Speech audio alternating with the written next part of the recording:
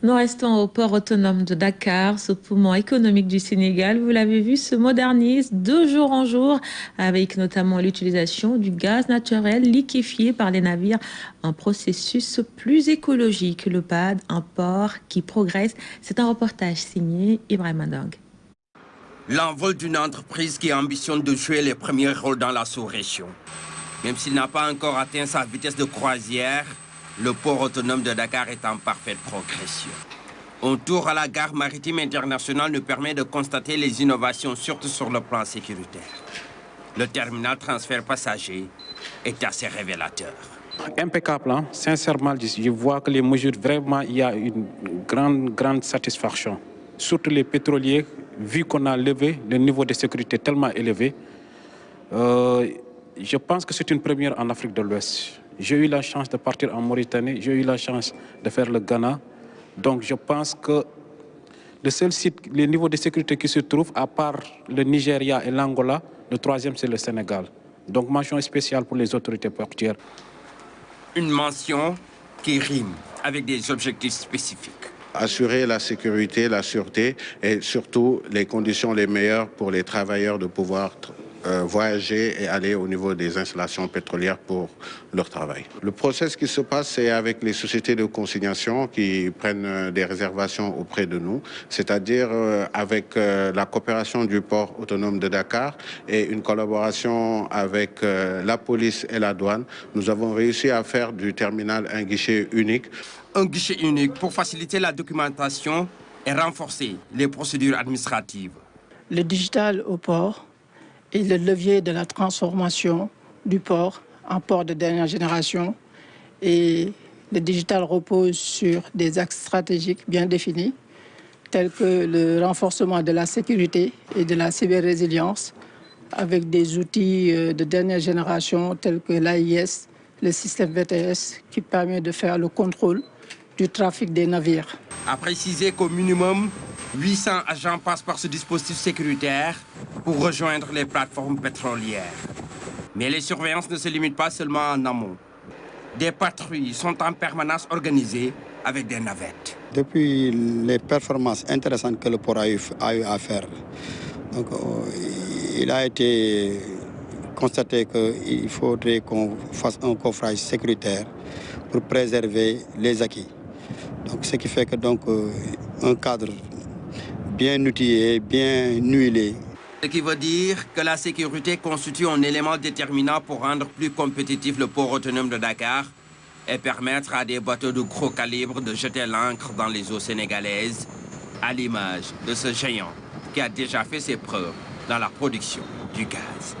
Nous sommes à bord de cette unité de stockage et de gazification, un bâtiment imposant de 170 tonnes qui joue un rôle important dans la stratégie gaz to power. On est sur le poste de contrôle commande. Quand les navires arrivent pour faire ce qu'on appelle du ship-to-ship, c'est ici qu'ils gèrent. Ça simule donc toutes les citernes à l'intérieur. Une fois que c'est fait, le navire part. Ils repartent d'un gaz naturel liquéfié vers maintenant leur matière première. Une fois, ils regazifient. Et il indiquait tout à l'heure que ce gaz naturel liquéfié est un gaz propre. Du gaz naturel liquéfié pour assurer l'alimentation de ces deux centrales pour une capacité de plus de 200 MW. Du gaz qui est de l'énergie propre, en remplacement du HFO, qui est quand même une source d'énergie très polluante par rapport à l'environnement. Donc ce gaz-là, il est vraiment, il respecte un peu les normes environnementales, surtout par rapport aux complaintes des populations par rapport aux rejets atmosphériques. L'ensemble des centrales de Sénélec qui actuellement utilisent du fuel vont être converties. Par exemple, si on prend le cas de la centrale de Bel-Air, elle est déjà convertie, elle n'attend que le gaz. C'est ce qu'on appelle jouer la carte de l'anticipation pour pouvoir faire face aux défis de l'heure. L'État du Sénégal, pour préparer les opérations dynamiques vers le gaz naturel liquéfié, pour aller vers la vision du président, le gaz to power, il y a une usine qui produit une centrale électrique à l'intérieur du port autonome de Dakar, au niveau du Môle 4, qui produit au minimum 250 MW d'énergie électrique. On dit que c'est à peu près 25% de la production nationale.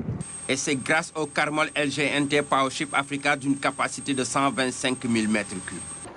Tout cela montrent à suffisance que le port autonome de Dakar se caractérise par sa dimension multifonctionnelle qui repose sur un plan d'action clair.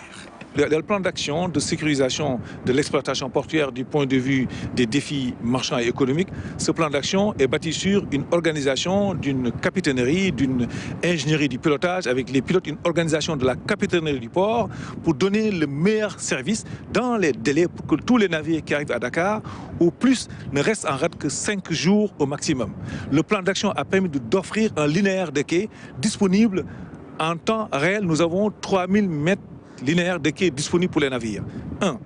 Le deuxième ressort, c'est celui de la procédure administrative encadrée pour que les délais de franchise de la mise à disposition de la marchandise puissent être encadrés et que les personnes, acteurs économiques du système puissent disposer de leur marchandise dans les délais. Le troisième ressort, tout ça doit être assis sur un coffrage sécuritaire et de sûreté pour conforter encore. C'est la première fois où on a vu 123 navires qui ont changé leur route maritime pour venir à Dakar et décharger sur Bamako au lieu d'aller à Abidjan. Les autorités sont donc conscientes de l'environnement concurrentiel dans lequel se trouve le port autonome de Dakar. C'est pourquoi elles ne manquent pas d'ingéniosité pour être en phase avec les défis de l'heure. Objectif, rendre davantage compétitif le port autonome de Dakar.